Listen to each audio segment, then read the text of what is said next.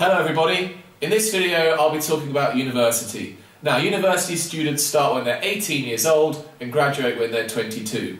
So in China, studying university takes at least 4 years. Alright, well let's meet our university teacher. And I'm here with Charlie and he's going to talk to us all about university today. But before we get on to that, Charlie, can you first tell us how did you find out about Network ESL? Yeah, sure. I guess it was quite simple really. In the beginning I was interested in teaching English as a foreign language, teaching abroad. Then I googled China, teaching abroad in China, teaching English. And Network ESL was one of the first search results in Google. And then after that, I guess, I visited the website.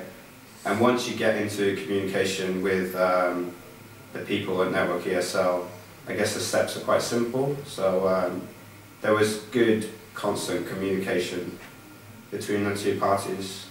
So after that, it was quite easy and straightforward, and surprisingly easy actually, considering how difficult some steps to get visas and other things can be. Okay, yes. I guess that's one thing that is quite good. They can sort those things out for you.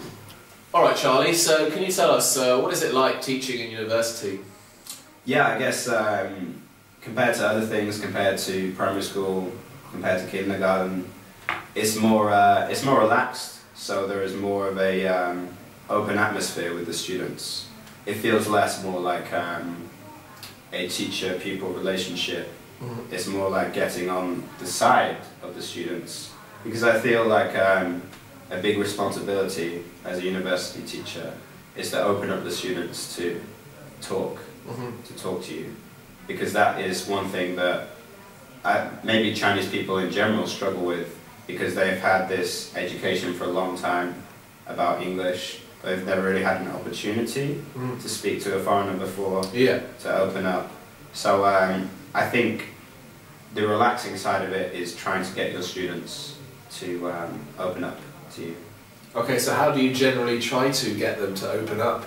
Well, it can be difficult at times, because their points of reference, the things that might interest them, can be very different to a normal 18-year-old from your home country that you expect. But of course there will be things that you can identify with anybody in the world, and it's about finding a subject you're interested in and then making some kind of debate, making some kind of topic. I think then they're very open, and they will actually have their own opinions and get a chance to speak to you whilst using English. That's the key. Can you describe a typical class?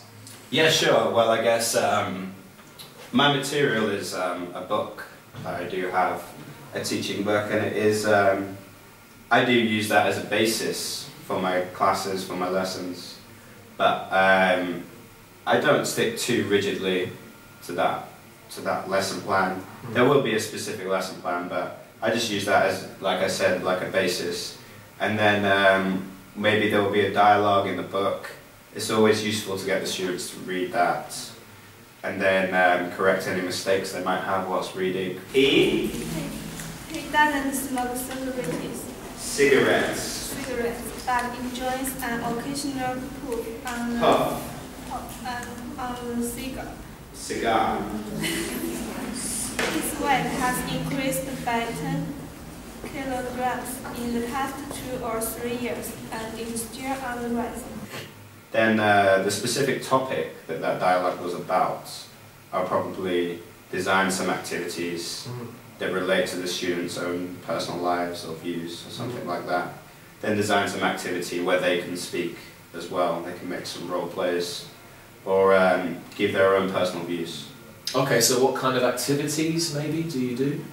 Well, if you can involve the students, get them, rather than just sitting in their chairs and reading or individually studying, if the activity, like you bring them to the front of the board, get them to do a role play, or you bring them to the front of the board, get them to show or give some kind of presentation on the topic that was discussed in the passage that we just read. That is something that I typically do a lot. I think that's in the right place. Often. What else can you write? Go, quickly. Before it's too late. Sometimes. I often go to the cinema. I sometimes see my mum. I hardly ever do my English homework. How do you ask a question?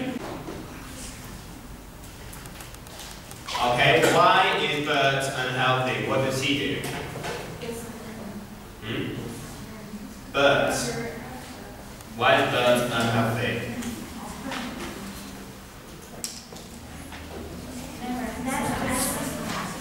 Okay, he never exercises. Awful. It's so interesting. I sometimes stay up late. Doing what? Doing what? There are so many things to do. There are so many things. Alright Charlie, so do you follow some kind of curriculum? Yeah, there was a curriculum in place, but just like I said before, I loosely based my classes on the class that I suggest in the book. And then I had the freedom. It was advised to me that I do that as well, and it's my own personal opinion that you should do that as well. You have the freedom to use that as a basis to do whatever you like. And as long as that is engaging, it's not very strict, the curriculum. So Charlie, in terms of a language barrier, do you find it's quite hard to talk to the students, or most of the time they understand what you're saying? Yeah, I would say, 70–80% of the time they can get a grip on what I'm saying. I think that is usually the case. And then for the other things, if they completely understood me the whole time, then maybe they wouldn't have to study English, I guess. So. Yeah, of course.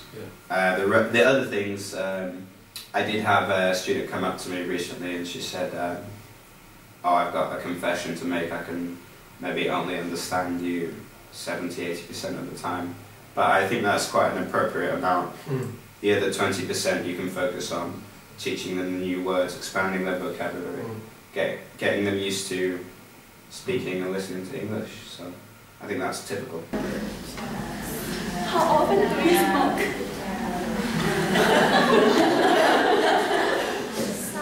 Sometimes.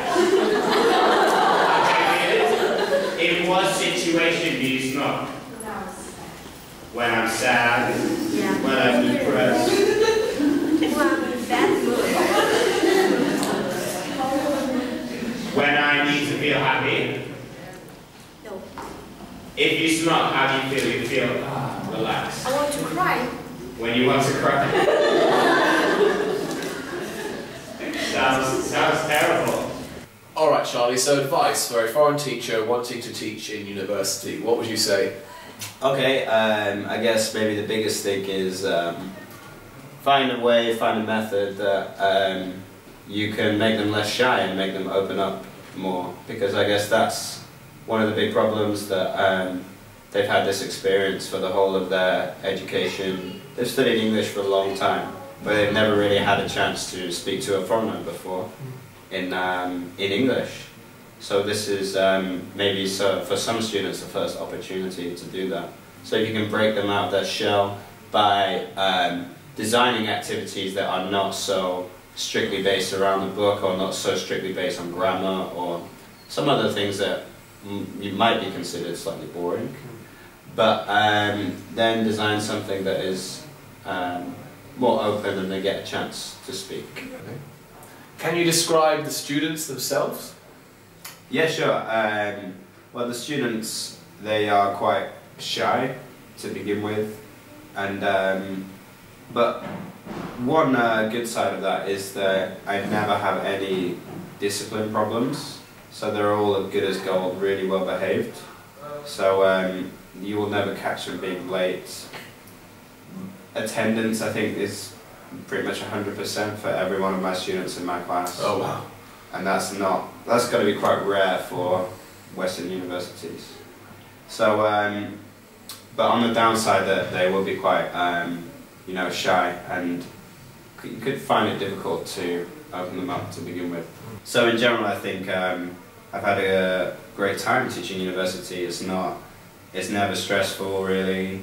Like I mentioned before, I mean, it's quite relaxed. You can have a sense of freedom talking to the students. And I've met some great students, and we can have that dialogue, we can have that chat that you might not be able to have with some other younger students. Okay, alright, thank you very much, Charlie. No problem. How do you know? I'm a busy boy. Yes. I work hard. Yes. So you say I'm late. So I stay up late? Okay. I stay up late because I'm working so hard. Planning your English classes. Stay up so late every night. So, university. You might find as the foreign teacher, the students are a little bit shy in the beginning as they don't know you, but once they have warmed up to you, you are able to have really good conversations with them, have fun, and generally have a really lively atmosphere in class. Being a foreigner, of course, being a foreign teacher, students are always interested in your culture, where you're from, so you're always able to find something to talk about. Alright, well, in our next video, I'll be talking about teaching in a private language school. As always, all the information is on our website at www.networkesl.com. Okay everyone, thank you very much.